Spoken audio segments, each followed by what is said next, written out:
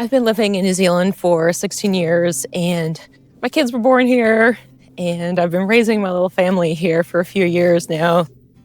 So I wanted to talk a little bit about what it's like to have kids here and raise a family here, while also showing you another beautiful walk, of which there are many in the Wellington region. Someone already will have recognized this location, but let me know in the comments if you do recognize it. I'll put in the description where exactly I am. Also, for anybody concerned that I'm not wearing my pink hat, I actually preferred this one, but I had lost it and I found it finally this morning. Because this one's wool that I knit myself. So theoretically, it's a little bit warmer than the other one. We'll see. It can get quite cold here in the bush when you're out of the sun. So since I live here and I'm not a tourist or anything, I like to talk about stuff that's a little bit more down to earth and maybe not as glamorized as some other more touristy videos might portray things as. And one thing I want to talk about is what it's been like for me to raise kids here.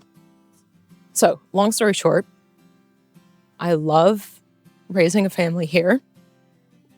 But one thing that it took me a little while to adjust to, that I actually mentioned in a previous video, is that there is not a lot to do here in New Zealand unless you are really, really into nature.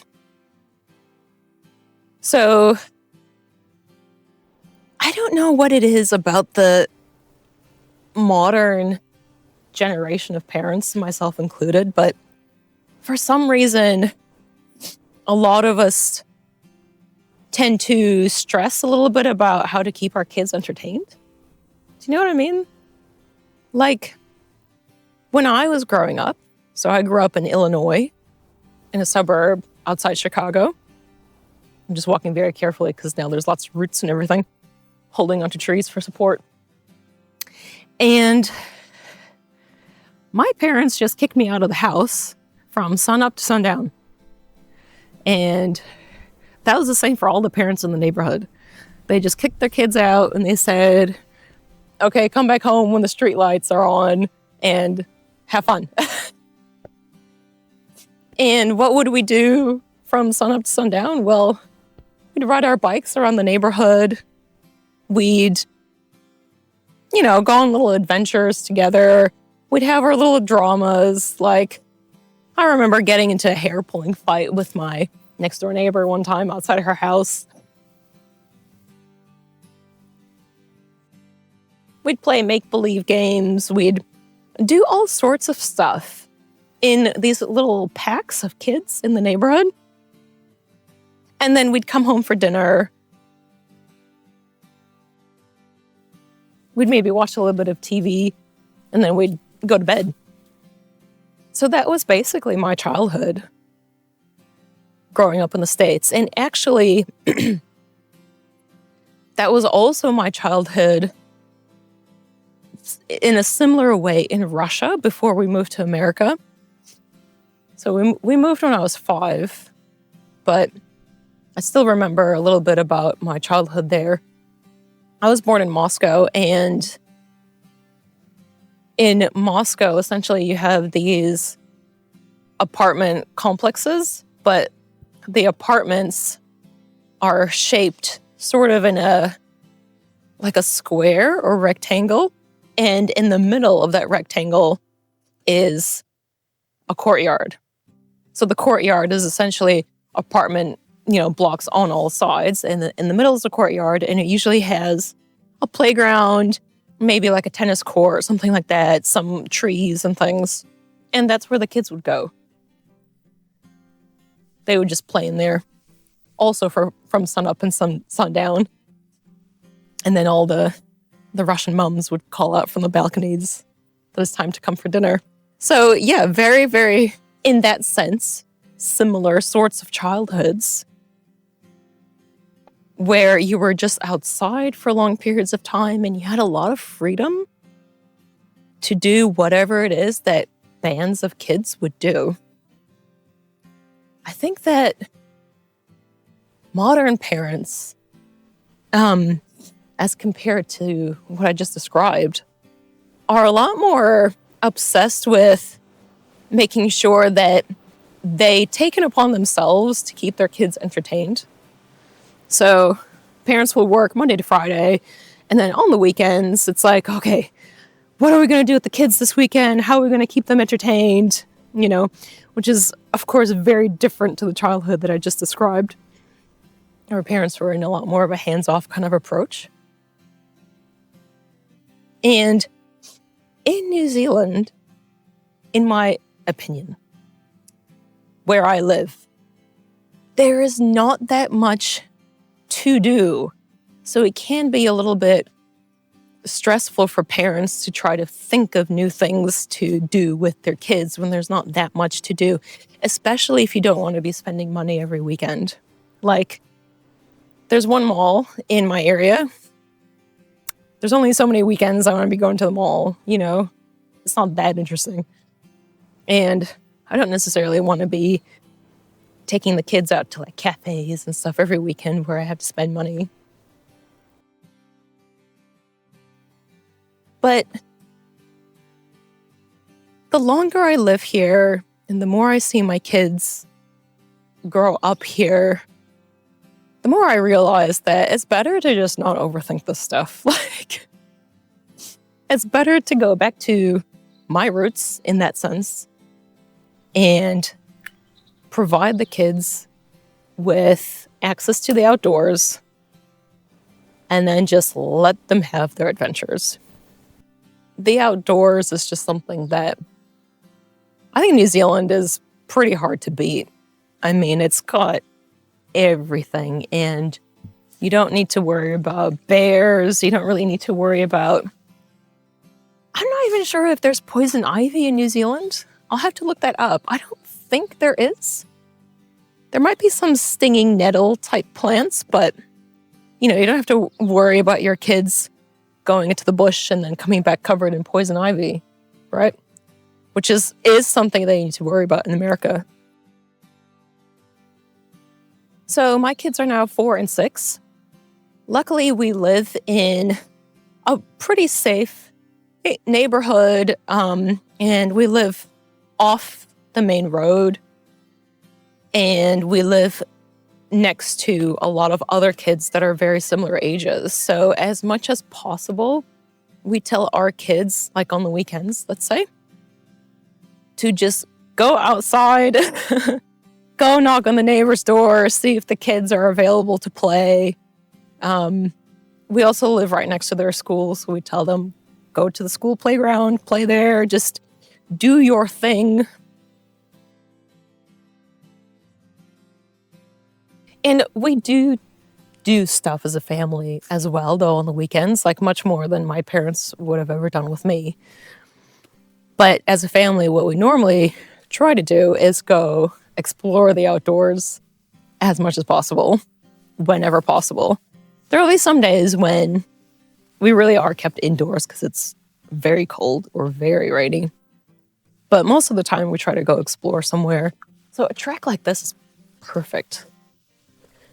I think it would be an utter waste of time to live in New Zealand and not explore local nature, because there's so much on offer here if you just sort of open your mind to enjoying nature for what it is.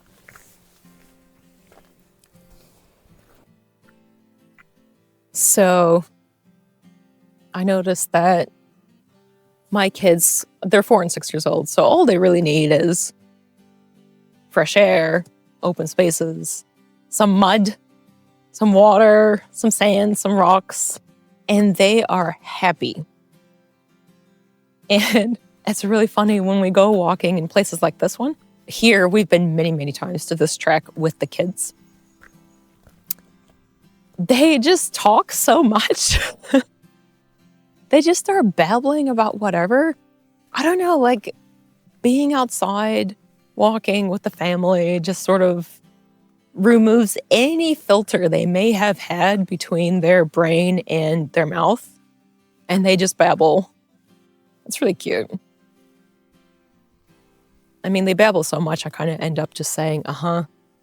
Like zoning out a little bit, but just saying, uh-huh, yeah. Oh, really?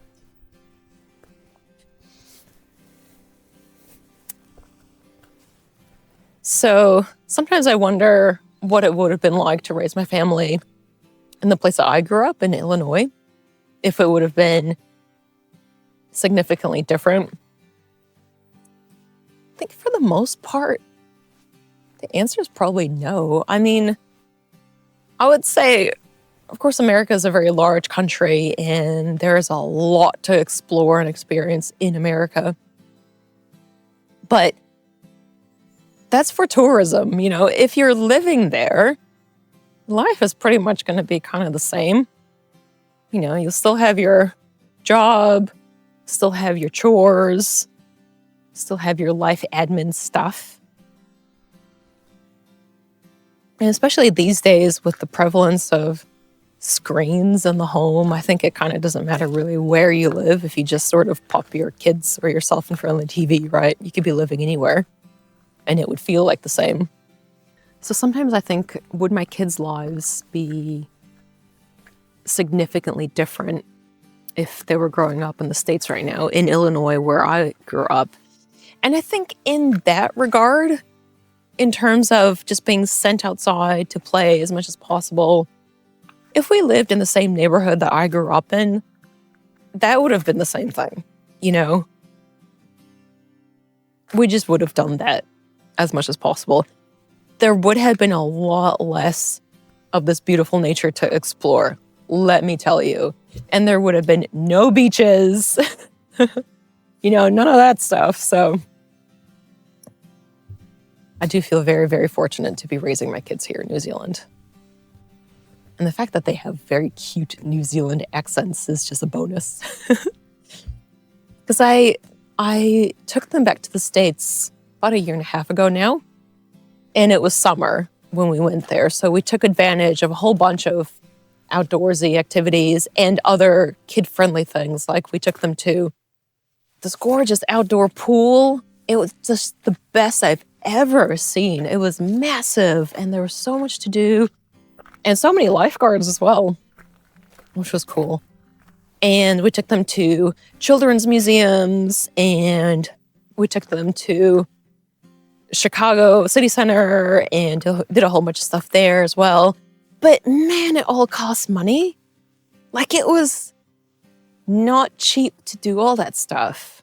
So I think about this often, how touring a place is so different to living there, because once you live anywhere, you just sort of settle into normal, kind of mundane life. You're not going to be going out every other day and spending hundreds of dollars on activities for your kids, right? No matter where you live. So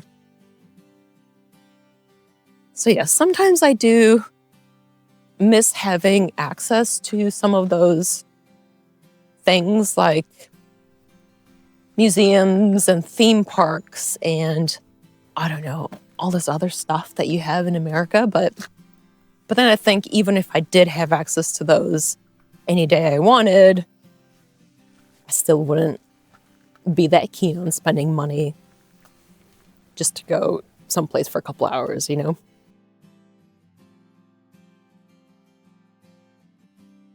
All right, now Go and Love, which is a great username, by the way, has suggested that I resume sometimes doing shout outs to people.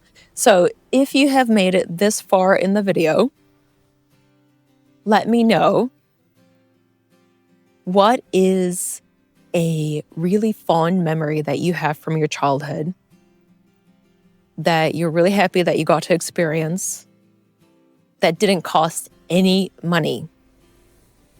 What's a fond memory from your childhood that didn't cost any money? I'm very curious what you say. So if you let me know, I'll give you a shout out in the next video. Or it might be next video, because I'm actually filming a couple of videos in advance, because the family and I are going to Rarotonga in a week, which is amazing. We've never been to the islands But I've always wanted to go because people keep telling me it's amazing. And it's sort of the only reason we're doing this is because it's my 40th and my father-in-law's 70th, kind of in the same time frame. So it's sort of like an extended family celebration thing. It might be my only genuinely touristy video, because I will be a tourist. So yeah, let's see. Thanks for spending time with me. I'll see you next time.